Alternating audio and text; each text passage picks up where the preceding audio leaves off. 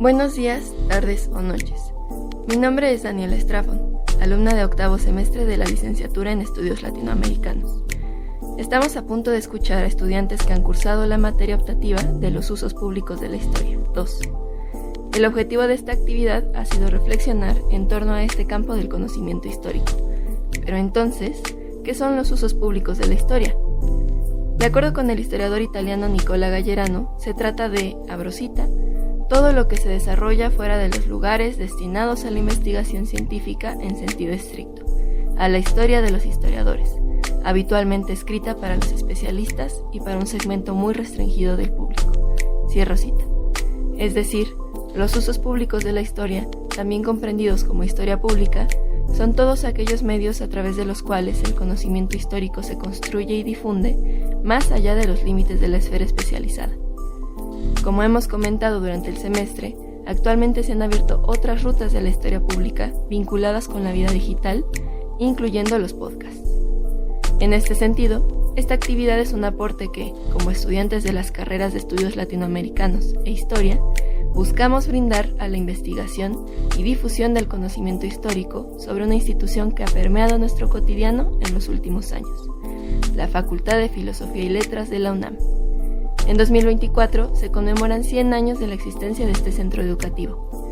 Veamos qué tienen que decir sus estudiantes sobre su trayectoria histórica.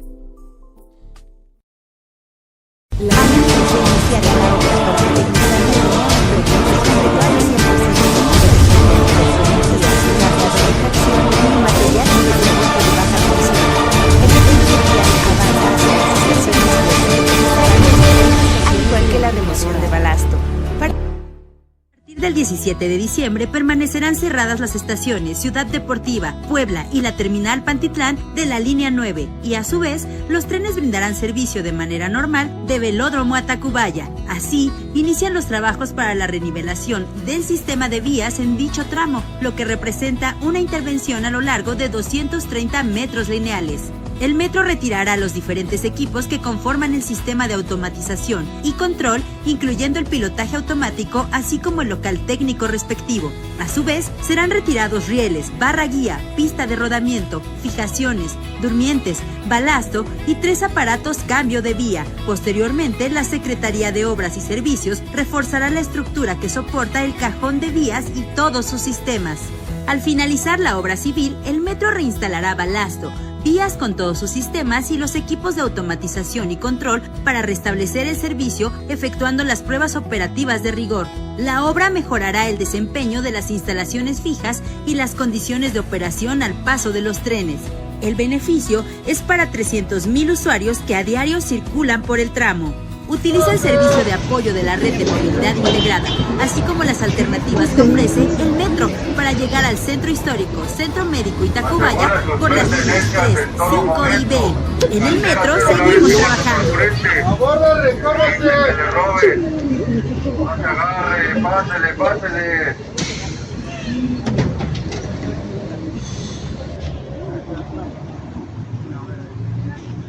En todo momento. Carteras, celulares y bolsos al frente. Hola, muy buenos días. Soy Javier López, estudiante de la Facultad de Filosofía y Letras, y esto es Yacas. Últimamente la movilidad estudiantil ha sido como un capítulo de Yacas. En estos momentos voy camino a la facultad para tomar mis clases. Voy a bordo de una vagoneta que aquí le llamamos combis.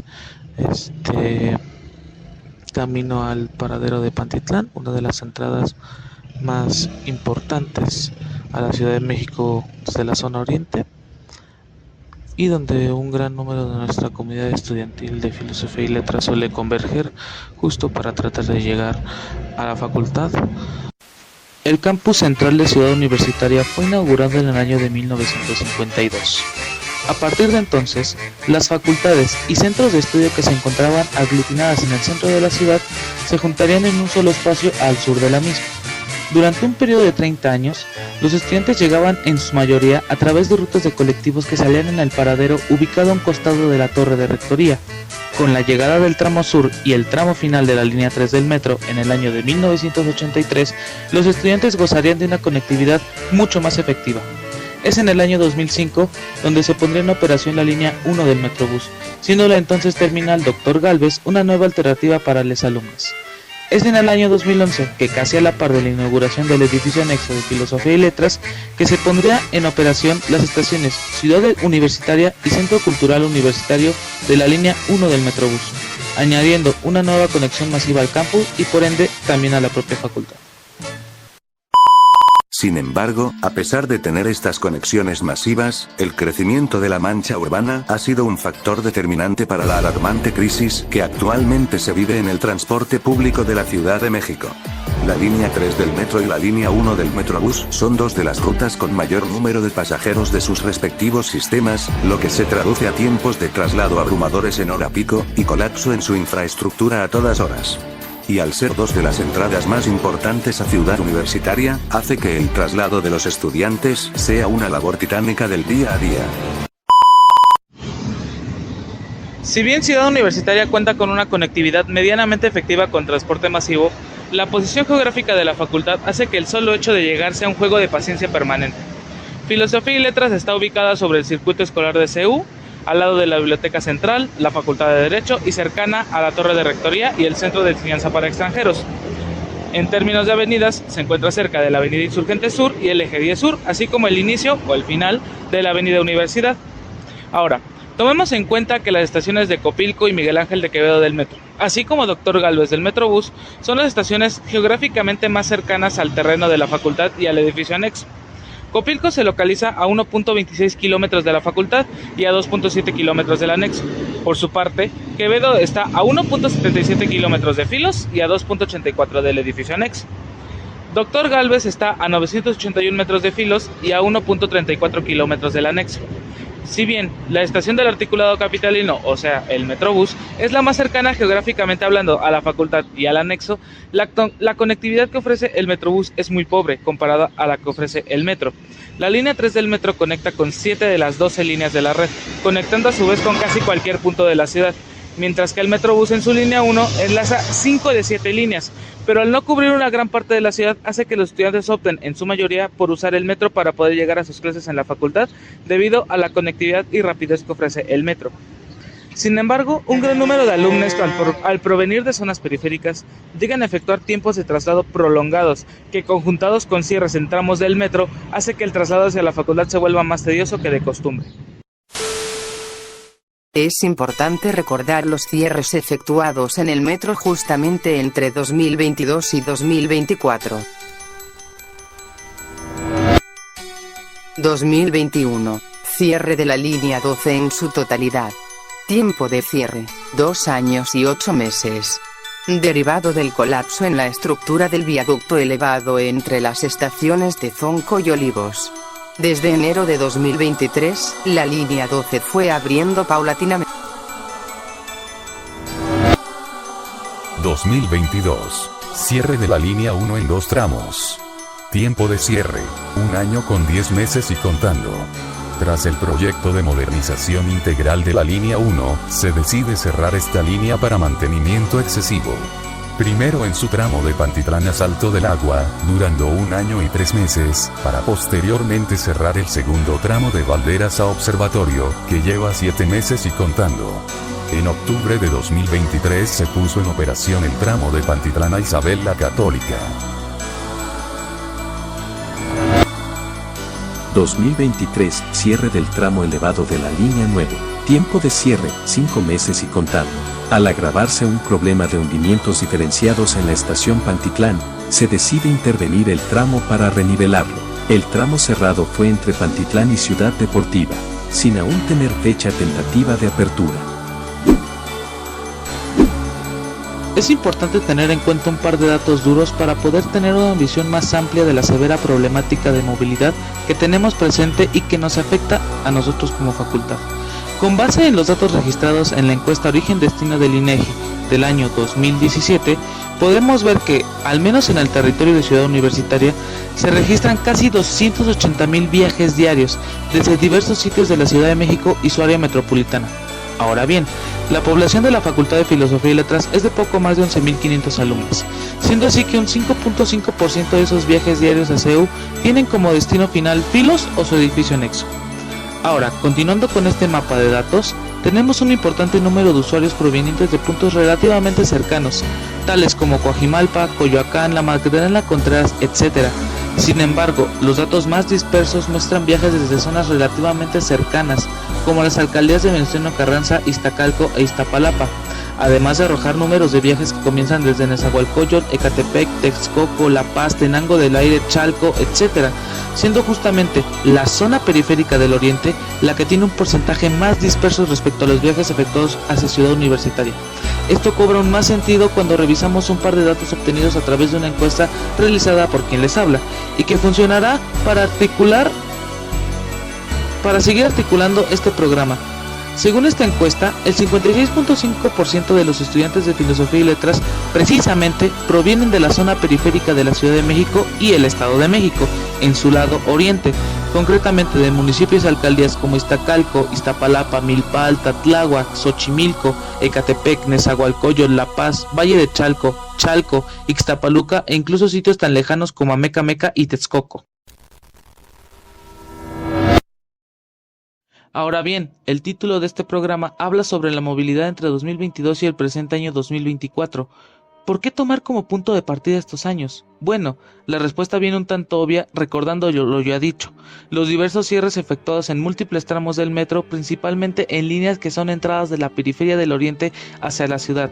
Sin embargo, es preciso recordar que la Facultad de Filosofía y Letras regresaría a actividades semipresenciales en este año 2022. Justamente en el semestre 2022-2 es que volveríamos a cursar clases en las aulas de Filos de forma híbrida, es decir, una semana con clases en las aulas físicas y otra semana con clases en las aulas virtuales. Además que en 2022, a raíz de la situación de pandemia, fue el año en que poco a poco se comenzaba a regresar a las actividades cotidianas fuera de casa, factores que claramente repercutieron en el impacto generado en la movilidad estudiantil durante este tiempo. La reintegración de nuestra vida a la rutina fuera de casa fue desgastante al tener que buscar alternativas de movilidad más prácticas ante los diversos cierres.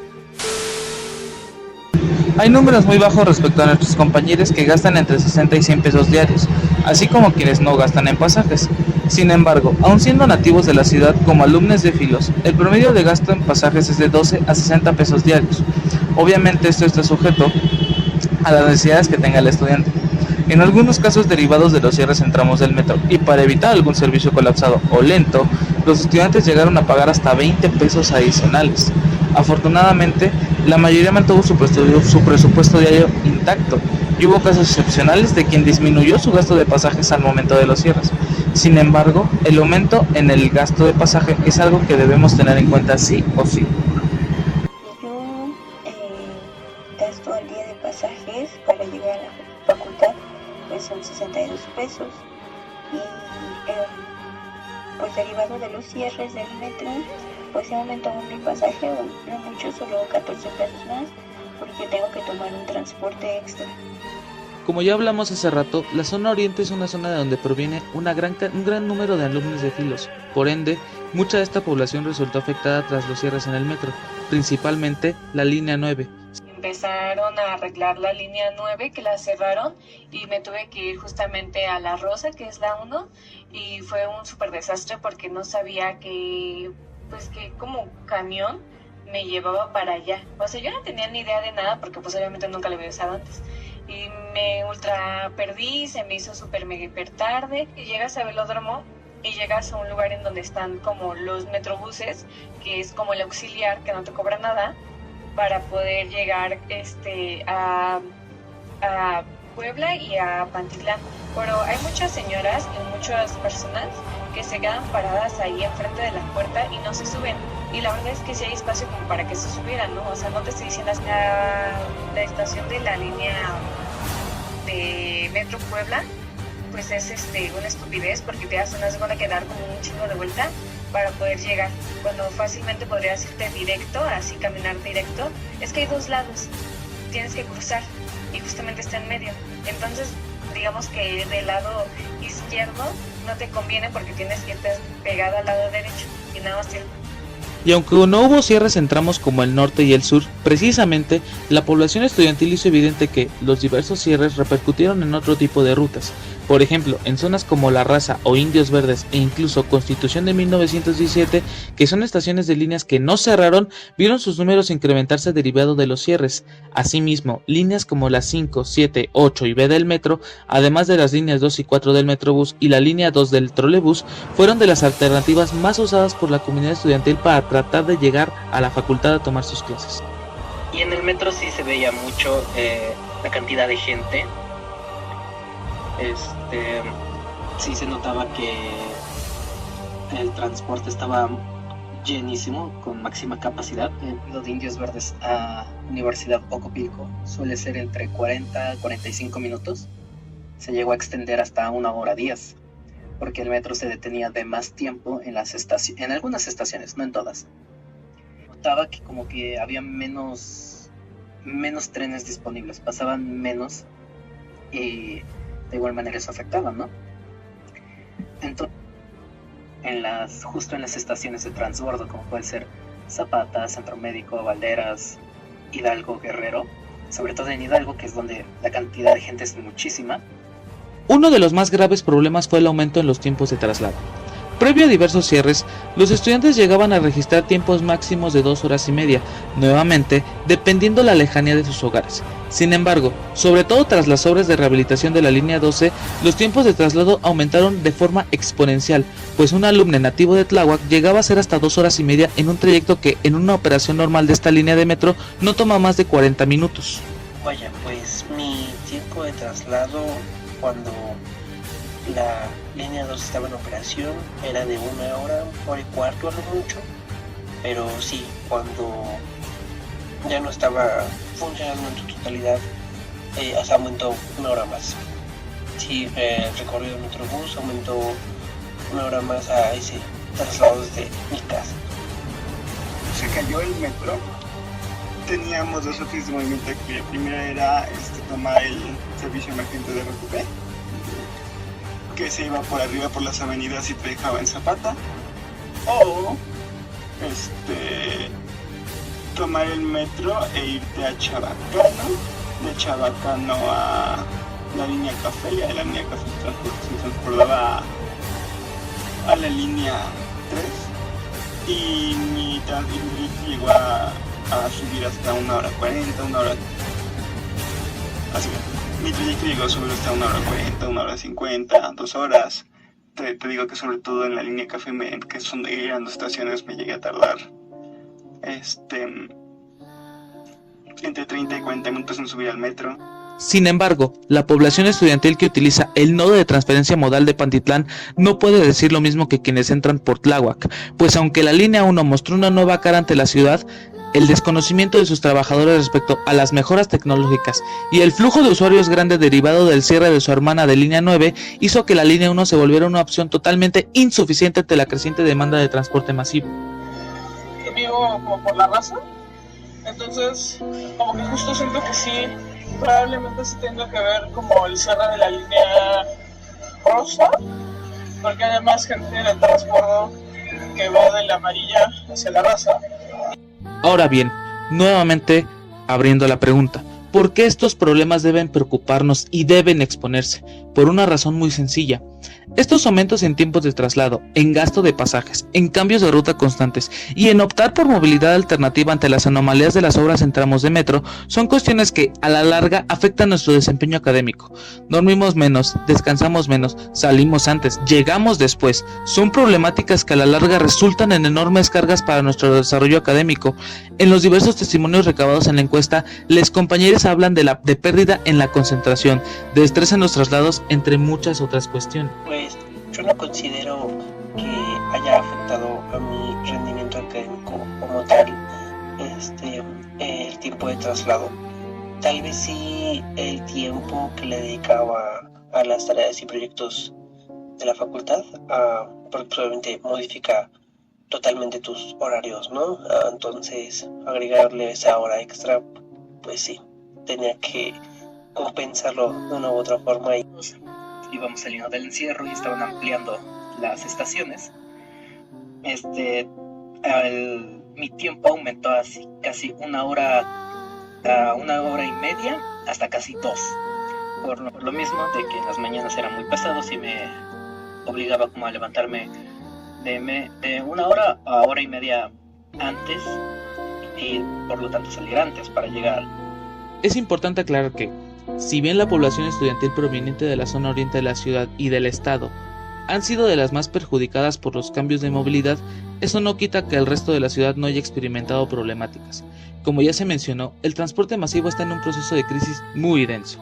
Muchas líneas de metro están rebasando su periodo de vida útil y se hace énfasis en este medio de transporte justamente por ser el más efectivo para distribuir la masiva cantidad de pasajeros diarios en esta enorme urbe, y por ende uno que siempre como estudiantes buscaremos usar sí o sí, ya sea para llegar a las clases o para entretenernos con nuestros amigues, ya que con solo 5 pesos podemos ir y venir a prácticamente cualquier punto de la ciudad.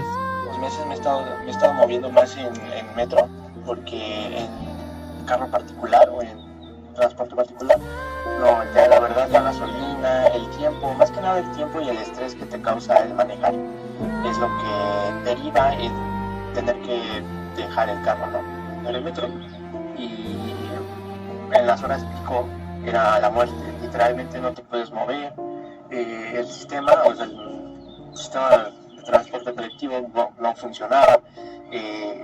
Había un conglomerado de gente, o sea, vastísimo. No había literal forma de llegar a tu destino, en este caso la facultad, en hora y media.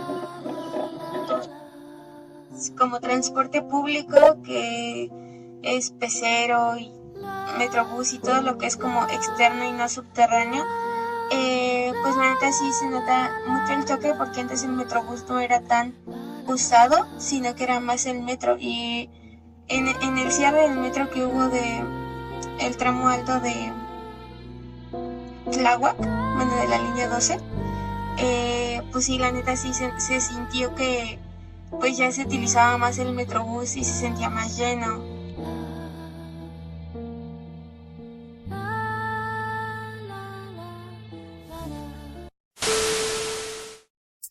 En 100 años que lleva existiendo Filos, la movilidad siempre ha sido un tema y siempre será un tema. Incluso para el resto de facultades, no es algo que sea ajeno a la Facultad de Filosofía.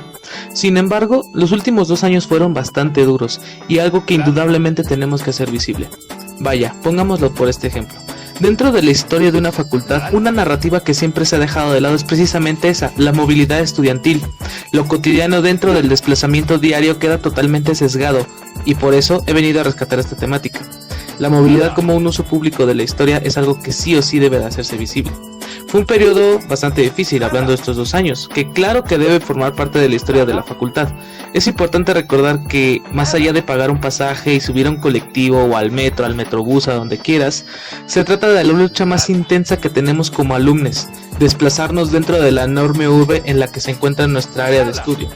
No obstante, no se debe olvidar nuestro lugar como alumnos de Filosofía y Letras, que diariamente soportamos vientos despiadados e infernales desiertos para tomar nuestras clases.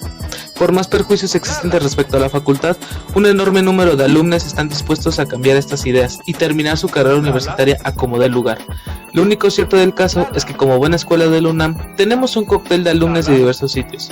Quizá no cualquiera pueda ser un filoalumne, pero un buen filoalumne puede provenir de cualquier lado. Sin más, espero que les haya gustado mucho esta pequeña exposición, por así decirlo. Agradezco mucho su atención y nos vemos en la siguiente edición. Hasta luego. Externo un cordial saludo y un cordial agradecimiento a mis amigues Diego, Emiliano, María José, Karen, Helen, Daniela, Daniel, Fabio, Laura y Citlali por compartir su experiencia para poder nutrir este programa. Muchas gracias y un cordial saludo.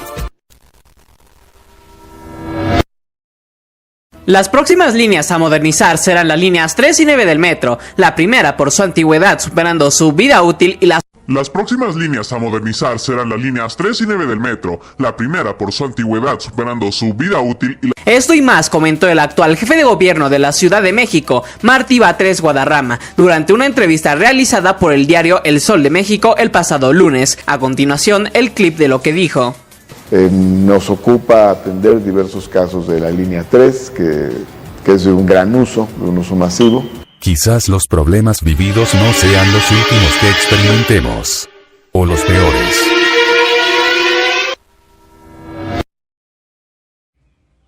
Tradicionalmente, los usos públicos de la historia han respondido a los intereses de sujetos que ocupan posiciones de poder.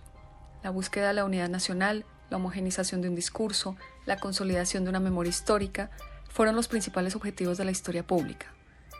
Sin embargo, con el paso de los años, los nuevos debates en la historiografía y el despliegue de los medios de comunicación y las tecnologías han promovido nuevas estrategias de acercamiento al pasado, esto es, formas alternativas de apropiarse de la historia.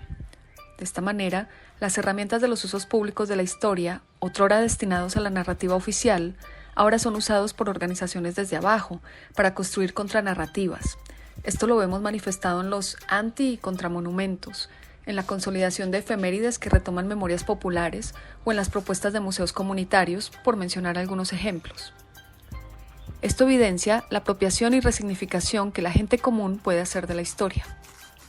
Precisamente ese fue el reto que, como profesora de la asignatura de temas selectos de historia del Colegio de Estudios Latinoamericanos, le planteé a los estudiantes inscritos que encontraran un tema y construyeran un relato que sumara a la conmemoración del centenario de la Facultad de Filosofía y Letras. Soy Cristina Sánchez Parra y espero que estas breves narrativas hayan suscitado reflexiones y aportado a la polifonía de una historia que debe contarse desde la diversidad que nos caracteriza como facultad.